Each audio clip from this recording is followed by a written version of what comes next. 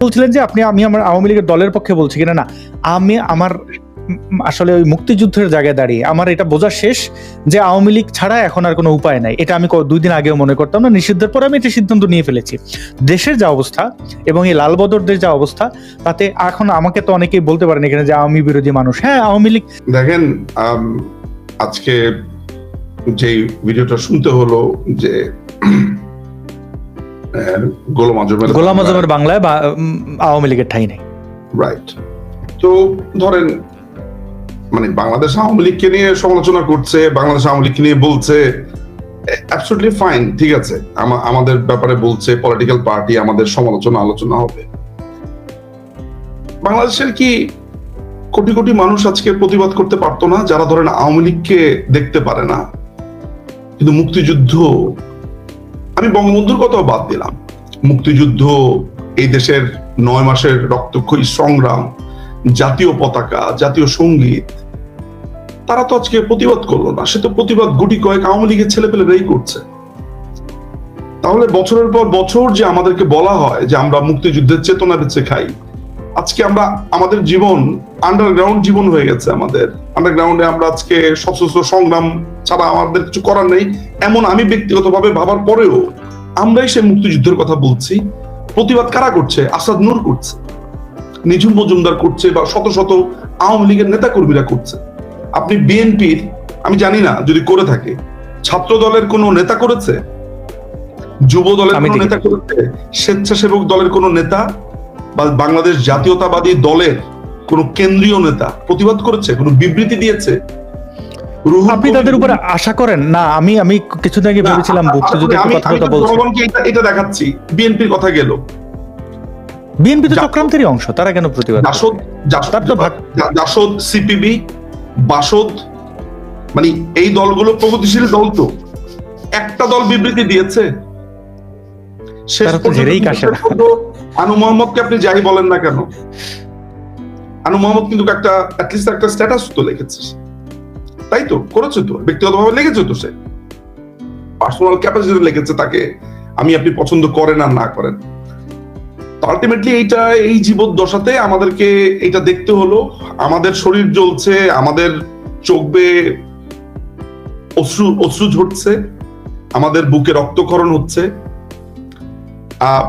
এই বাংলাদেশ আমরা রিগেইন করব, বাংলাদেশ আওয়ামী লীগই করবে, বাংলাদেশ আওয়ামী লীগই আবার করবে। এখন একটা দেশ যদি মুক্তিযুদ্ধ যদি তার কাছে এটা বোঝার মতো মনে হয়, তার কাছে যদি একটা অনিচ্ছুক জাতির জন্য যদি একটা মুক্তিযুদ্ধ হয়ে থাকে, তাহলে তো তার তো আসলে কিছু আসে যায় না।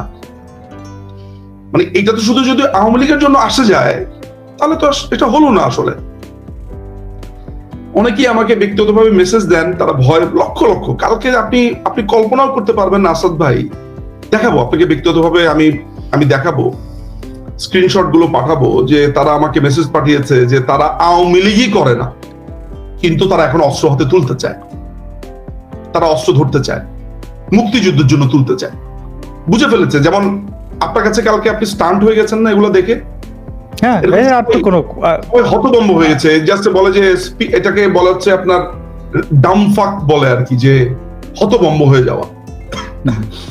তো আলটিমেটলি যেটা হয়েছে যে সবাই হতভম্ব হয়ে গেছে। তো এই জায়গাটাতে তো আর কেউ এগিয়ে আসলো না শেষ পর্যন্ত। নেত্রী এরকম একটা সঙ্গীন অবস্থাতে, নেত্রী আজকে তার অডিও বক্তব্য এগুলো নিয়ে আজকে ছাত্রলীগের ছেলেরা, যুবলীগের ছেলেরা, যাদেরকে বিভিন্ন মানুষ নানা সময় গুন্ডা বলেছে, তারা বলেছে দখল করেছি, সেই গুন্ডা দখলকারী যাদেরকে আমরা নানান ধরনের ভাবে গালিগালাজ করে সুখ পেয়েছি, তারাই তো আজকে জাতীয় সঙ্গীতের অপমানে গিয়ে কাঁদছে, বলছে তো। আচ্ছা, আমরা যে জায়গাতে ছিলাম, আমার মনে হয় একটু শেষ করা দরকার। সেটা হচ্ছে যে এই যে রাশিয়া একটা স্পেসিফিক তথ্য আপনাকে দিল, তারপর আটকানো গেল না কেন? ওই একটা জায়গাতে আসলে ওরা কয়েকটা প্ল্যান করেছে। ওদের ফার্স্ট প্ল্যানটা যেটা ছিল, এগুলো তো আসলে আমাদের কিছুটা তো ব্যর্থতার জায়গা আছে। যেমন ধরেন এই যে কোটার এই রিটটা হঠাৎ করে সামনে উঠে এলো কিভাবে? কোটার জন্য রিট করেছে ওহিদুল ইসলাম তুষার নামের ছেলেটা। ও কোথায়? ও 5ই অগাস্ট সকালবেলায় আমাকে বলছে, ভাই সেনাবাহিনী যদি ক্ষমতা নেয় ভালো, আপনারা এটা নিয়ে কথা বলেন না, দরকার নেই, মানে আওয়ামী লীগ না, মানে ঈশ্বরের কথা হচ্ছে যে সেনাবাহিনী ক্ষমতা নিলে খুব ভালো। আমি বললাম যে আপনি কি বলেন এগুলা? আপনার জন্য আপনি এই বালের রিড করেছেন, এইটার জন্য আজকে দল সাফার করছে।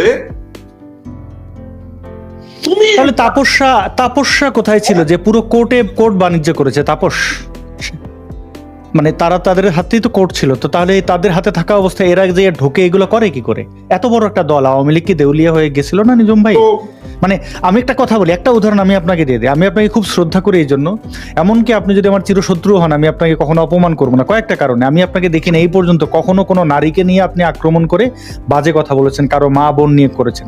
আমি অসংখ্য আওয়ামী লীগের গুন্ডাদের দেখেছি, আমি সরি টু সে, এইটা হয়েছে যে তারা পারলে তো ধর্ষণ করে জিতে ফেলে আওয়ামী লীগের ক্ষমতায় নিয়ে আসে। আমি দেখেছি আওয়ামী লীগের সময় বহু লোককে, বহু নাম, অনেক অনেক প্রতিষ্ঠান খুলেছিল, লাখ লাখ কর্মী তৈরি করছে। এক নিজুম মজুমদার ছাড়া আমি সাক্ষী দিচ্ছি, অনলাইন অ্যাক্টিভিজম করছি 2000 একদম স্পষ্টভাবে, মানে দিনরাত ত্যাগ করে 2016 সাল থেকে। আওয়ামী লীগের পক্ষে নিজুম মজুমদার ছাড়া আমি আর কারোর দেখি নাই। আওয়ামী লীগ একজন অ্যাক্টিভিস্ট তৈরি করলেন না।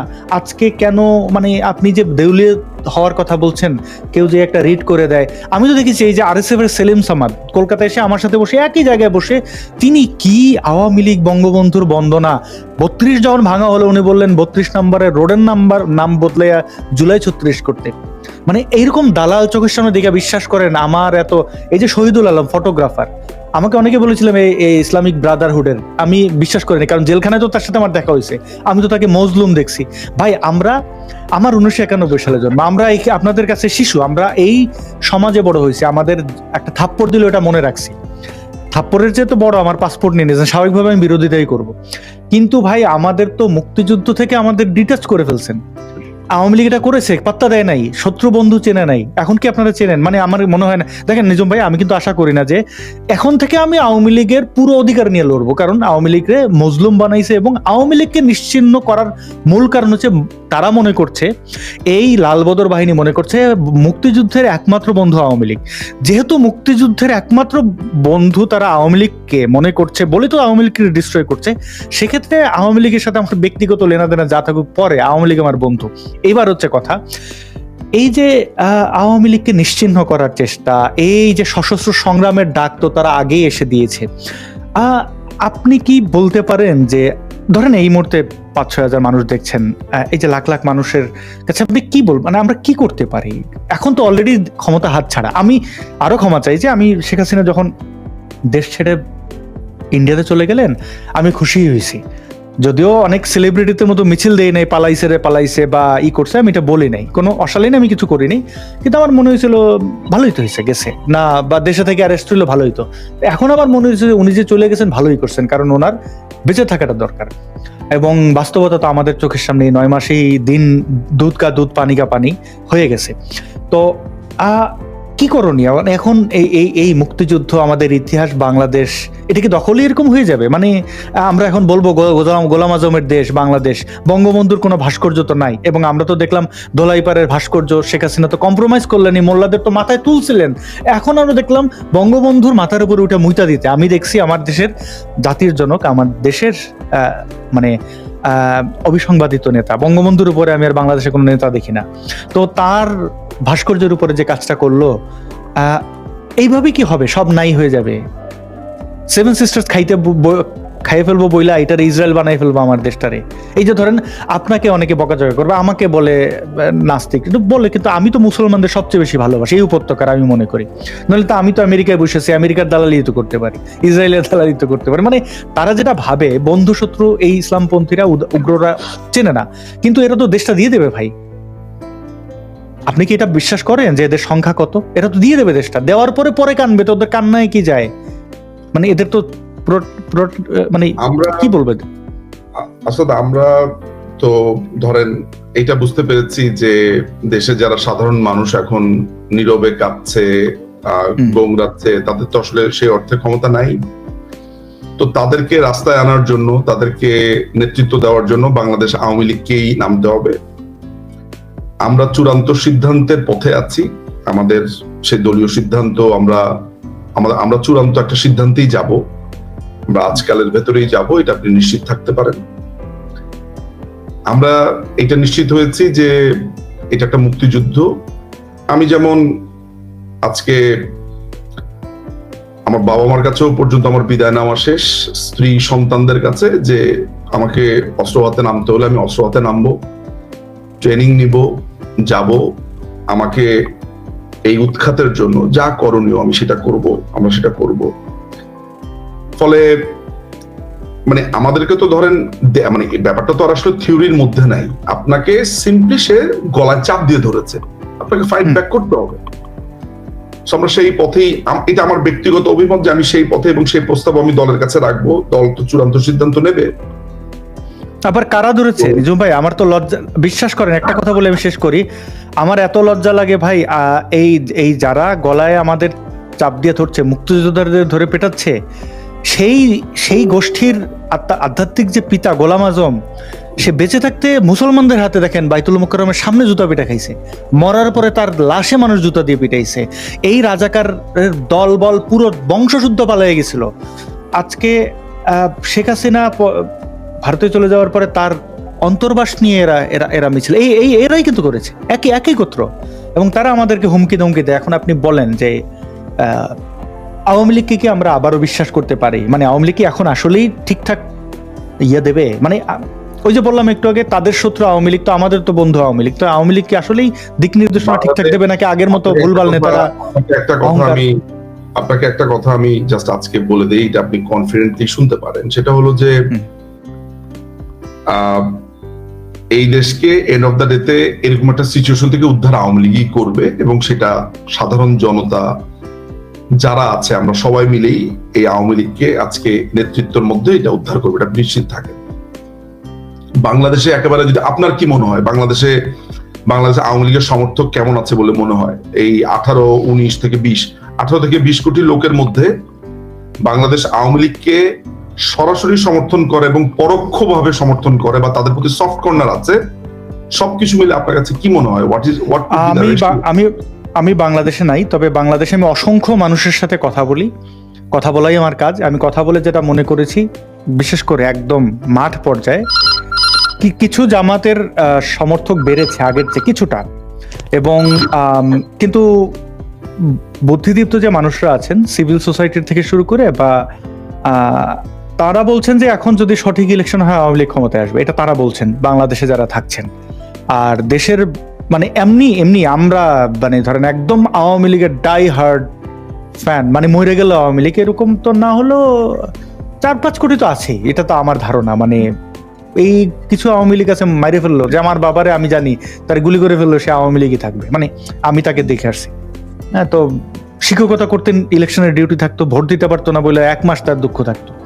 তো যে আওয়ামী লীগের প্রতি যে অত্যাচার নির্যাতন যা হচ্ছে, বিশেষ করে 32 ভাঙা, একটা কথা আমি আপনাকে বলি, সেটা হচ্ছে যে বাংলাদেশ আওয়ামী লীগ এমন একটা দল যে তার রেসপন্সিবিলিটিটা এই কারণে একটু বেশি আসলে, যে 32 যখন ভাঙছে তখন একজন আওয়ামী লীগের হৃদয় ভাঙছে না, সাথে আসাদ নূরেরও হৃদয় ভাঙছে, অফকোর্স সাথে যিনি কবিতা আবৃত্তি করেন, যিনি আওয়ামী লীগ করেন না, তারও হৃদয় ভাঙছে, যিনি নাটক থিয়েটার করেন তারও হৃদয় ভাঙছে, তিনি আওয়ামী লীগ করেন না। আওয়ামী লীগের প্লাস পয়েন্টের জায়গাটা হচ্ছে এমন যে আওয়ামী লীগ বাংলাদেশের বুকে এমন ভাবে জুড়ে আছে যে তাকে আঘাত করলে অনেকের আঘাত লাগে। আওয়ামী লীগ যখন জেতে তখন হয়তো আওয়ামী লীগ এককভাবেই জিতে, আওয়ামী লীগ যখন কষ্ট পায় তখন এই কষ্টটা অনেকে মিলে একসাথে পায়, এবং এই কারণে আওয়ামী লীগকে কেউ কখনো হারাতে পারবে না। আজকে আওয়ামী লীগ কি ওই মূল্যটা দেবে যে মানুষগুলো আওয়ামী লীগকে ভালোবাসে? সরি আপনার কথা বুঝতে পারেন, যে আওয়ামী লীগের প্রতি যে এই যে গণমানুষের যে অবস্থান, মানে এই যে একটা খোলামেলা করলে যে আওয়ামী লীগ ছাড়া আর বিকল্প নাই, এটা তো আমরা ঠিকই বুঝছি, কেউ আগেই বুঝছেন কেউ পরে বুঝছেন, বা যাই হোক, এইটা আওয়ামী লীগকে আসলে মূল্যায়ন করে যারা আসলে সত্যিকার অর্থে আওয়ামী লীগকে চায় বা আওয়ামী লীগের সমর্থন করে। আমি আপনাকে আগের প্রিভিয়াস আলোচনাতে যাব না, আমি ওইটা নিয়ে কোনো আলোচনা করব না। আমি আপনাকে একটা প্রশ্ন করি, আপনার কি মনে হয় যে আমাদের মতো তরুণরা যদি আওয়ামী লীগে থাকে, আওয়ামী লীগকে মানুষ ভালোবাসবে কি বাসবে না? আপনার কাছে